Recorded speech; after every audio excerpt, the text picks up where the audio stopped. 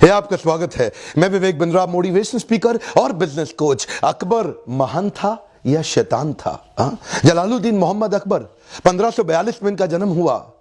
ये हुमायूं के पुत्र थे, जहांगीर के पिता थे, तीसरे शासक, सबसे सफल शासक रहे पूरे मुगल एम्पायर इस सारे शासनकाल के दौरान। बचपन में इनके पिता इनके साथ नहीं रह पाए थे, मां भी इनके साथ नहीं थी, जिसके कारण ये काफी कठिनाइयां महसूस करी, पर वो स्कार, वो दाग, वो धब्बे इनके जीवन में नहीं दिखाई पड़े। बड़े फियरलेस, पावरफुल, मिलिट्री एक्सपर्ट के एक वॉरियर के रूप में ये बड़े हुए। वैसे तो बचपन से ये अनपढ़ थे, लेकिन बड़ी लाइब्रेरी 24,000 किताबों की इन्होंने अपने पास रख रखी थी। इनका मानना था, मुझको पढ़ना नहीं आता, कोई बात नहीं, मैं उस काम पे फोकस करूंगा जिस काम पे कोई फोकस नहीं कर पाता। पढ़ाने के लिए इन्होंने लोग अपने पास रखे जो रोज शाम को किताबें खोल खोल के इन्हें कई किताबें पढ़ाते रहे। लगभग 24,000 किताबें डाइवर्स सब्जेक्ट पे इन्होंने पढ़ डाली और अपने शासनकाल के दौरान सबसे ज्यादा विभिन्न हिस्सों को उन्होंने अलग अलग स्ट्रैटेजीज के साथ जीत के दिखाया। शुरुआत इन्होंने राजपूतों के राजस्थान आमेर से करी। आमेर के राजा को तो ये बिना लड़े ही जीत गए और बाद में तो आपको पता ही है, आमेर के राजा जो थे उसकी पुत्री जोधाबाई से इनका विवाह भी हो गया। मैट्रिमोनियल अलायंस बिल्ड करने में बड़े तेज थे।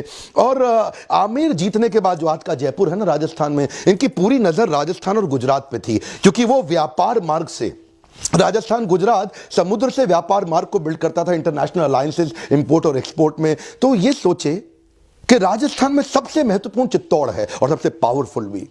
अब उस समय भी हमारे राजपूत बड़े पावरफुल हुआ करते थे। चित्तौड़ को जीतना सबसे मुश्किल इनको लगा कि वो हब है, बाकी सारे स्पोक अपने आप कंट्रोल में आ जाएंगे। जैसे पहिए का हब होता है चक्का, उसके आसपास सारे स्पोक। तो ये सोचे कि चित्तौड़ को जीतना बड़ा इंपॉर्टेंट है। राजा मान सिंह जो आमेर जयपुर के थे, उनको साथ में लेकर के 30,000 लोग मारे गए। उस समय बड़ा भयंकर युद्ध हुआ चित्तौड़ का। युद्ध अकबर जीत गया। हुआ क्या, रणथंभौर जल्दी से हार मान गया और तुरंत सरेंडर कर गया। जैसलमेर जल्दी से हार मान गया, तुरंत सरेंडर कर गया। इस तरह करते करते सारे राजपूत अब इनके साथ जुड़ते चले गए। ये मैट्रिमोनियल अलायंस जरूर कर लेते थे उनके साथ, उनको अपने परिवार का हिस्सा बना लेते थे, उनकी रियासतें उनको वापस दे देते थे। बोलते थे कि मैं इससे तुमसे टैक्स और रेवेन्यू कलेक्ट करूंगा और तुमको फ्रीडम दे रहा हूं, तुम अपनी रियासत दोबारा चलाओ। इससे जो है ना लोगों में विश्वास आपस में बढ़ा। और इनफैक्ट मान सिंह वगैरह तो उनका परिवार तो इनके साथ इनके राजमहल में आकर के इनके जो नवरत्न थे उसमें आकर के जुड़ गए। अकबर बहुत मास्टरमाइंड था, इसने राजपूतों को ही आपस में लड़वा दिया।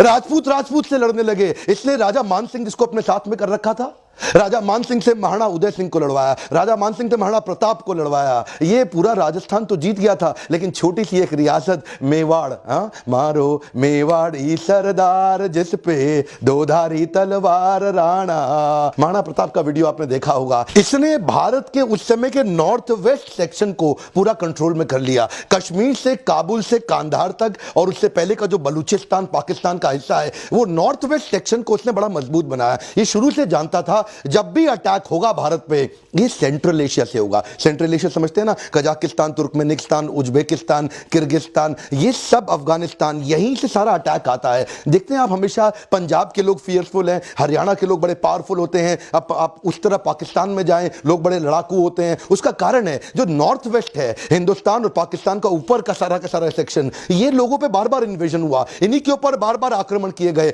साउथ की द्रविड़ स्टेट चारों, इनके पढ़ाई में अच्छी इसलिए इनको कोई तंग करने ही नहीं आया, इनके पास कोई पहुंचा ही नहीं। जब भी अटैक होते थे भारत पे, ऊपर से होते थे। अकबर को यह बात समझ आ गई, पूरा नॉर्थ वेस्ट उसने अपने समय पे कंट्रोल कर लिया ताकि भारत के बाकी हिस्से को संभालने में उसको दिक्कत ना आए।